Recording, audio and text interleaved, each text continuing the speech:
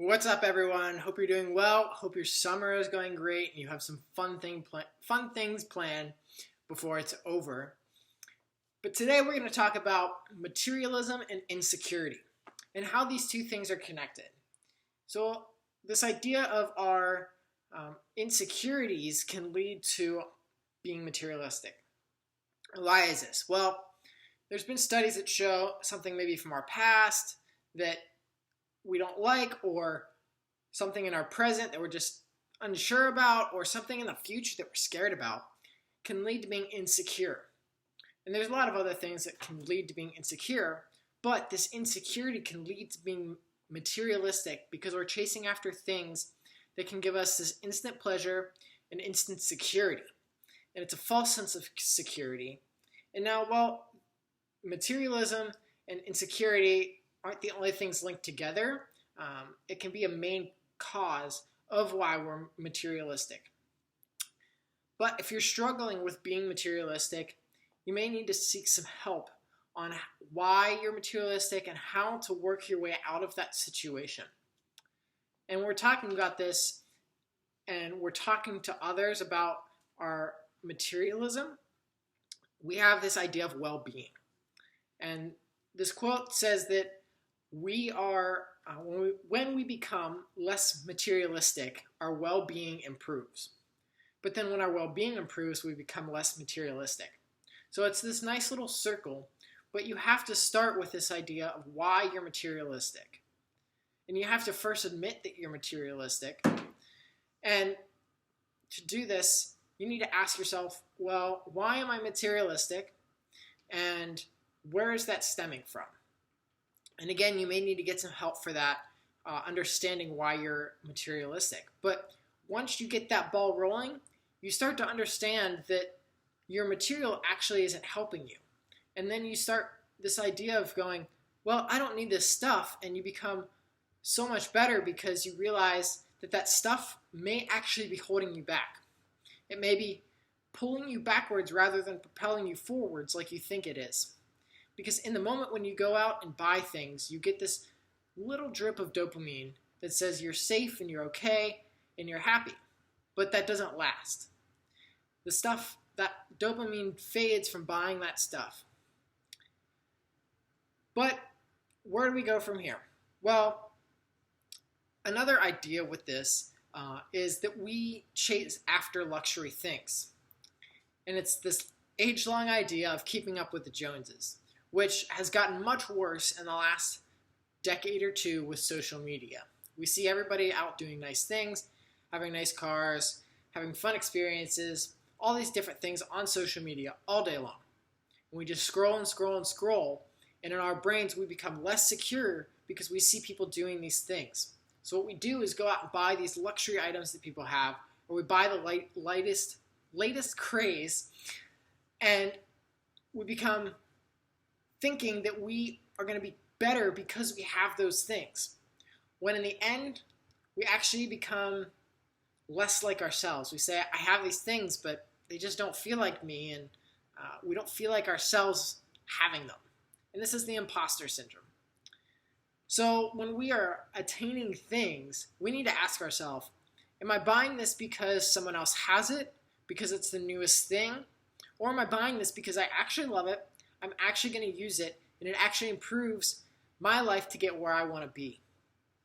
And in my life, I'm not very materialistic, but I think this stems from a big part of my childhood with being in a divorced home.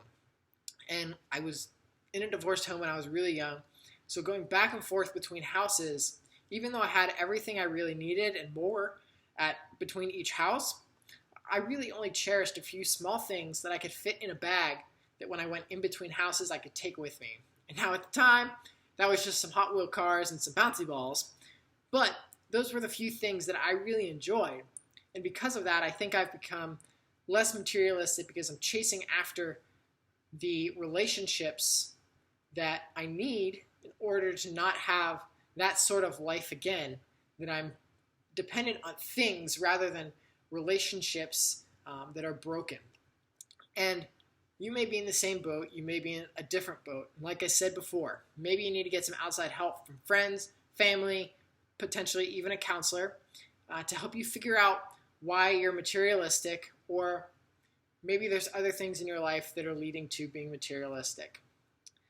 Now, another big part of being materialistic and insecure is that the advertisement agency actually makes us more insecure, because we see all of these ads and we see all these things on social media that say, this is a problem in your life.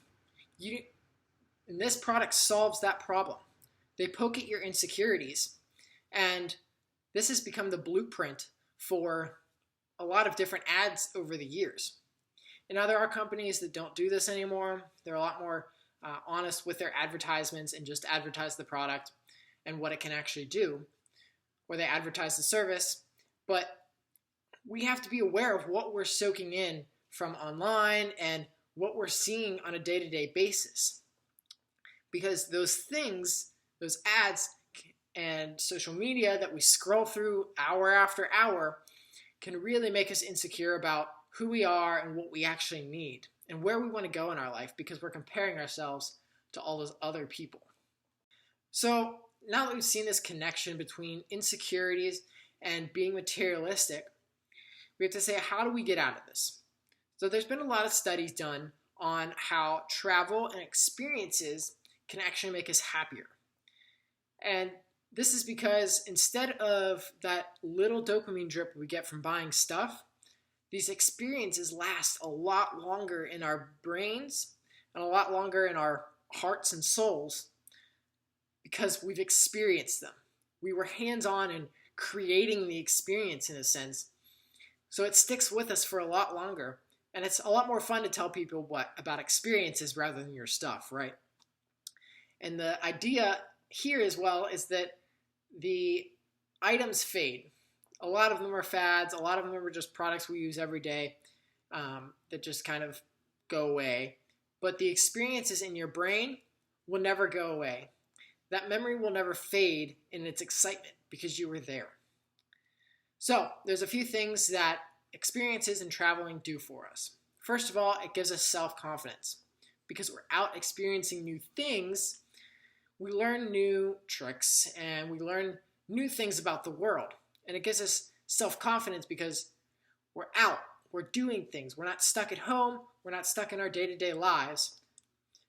And another thing is it gives us personal growth. And this kind of connects with self-confidence, that when we're growing, we become more confident. And we're growing in these experiences because we're learning how to do new things, booking a flight, how to change a flight, booking a rental car. We're trying new things on these experiences, bungee jumping, that give us growth on how to do things and give us that self-confidence. And so another thing here is that we have to learn adaptability, because we can adapt our stuff to our lifestyle a bit. We can move our furniture around, we can get new items. But on the flip side, with travel and experiences, we have to adapt to the situations. If your flight gets canceled or delayed, you have to adapt and figure out what the next best move is. If you get a flat tire, you have to figure out who to call, what to do, potentially even how to change the tire. So situations give us the ability to adapt. And that's how we learn. And it gives us problem-solving skills that we need for a bunch of different aspects of our life. So because of that, we also have more personal growth and self-confidence. Another thing is it breeds clarity and peace. So when you're obviously floating on a kayak in the middle of a beautiful lake, you're pretty peaceful and you're out of your situation. So when you travel and try experiences, it brings peace because you're trying new things and you're learning new sides of who you are through these experiences. So it can help bring clarity to what you want to do and bring clarity to your situation, what's not working. And finally, it helps us just disconnect from media and our problems. And these two things are kind of connected a lot of times, that problems in our life are created by media. Like I said, with the ads, we buy things because media pokes at our insecurities and tells us we need this certain product or service or whatever it is. So when we remove ourselves from those things, the media, and our problems of everyday life with home and family and work, whatever it is, then we can become better people because we're not so focused on those things that bombard us every second of the day. So that helps us just become better people, and it kind of leads back up that chain to more clarity, and it helps you grow in self-confidence. So traveling really is a great thing that we can do to step out of our normal lives, even if you just go traveling a couple hours away for a day or two. It can really help you leave your situation, get clarity on who you are and where you want to go in your life, and what things in your life aren't working at the moment. So hopefully you guys have learned a little bit about how these things connect. And if you do need help with figuring out why you're accumulating stuff, or if you're just ready to get out of your stuff and become less materialistic, seek some help. Hope you guys have a great day and enjoy your summer.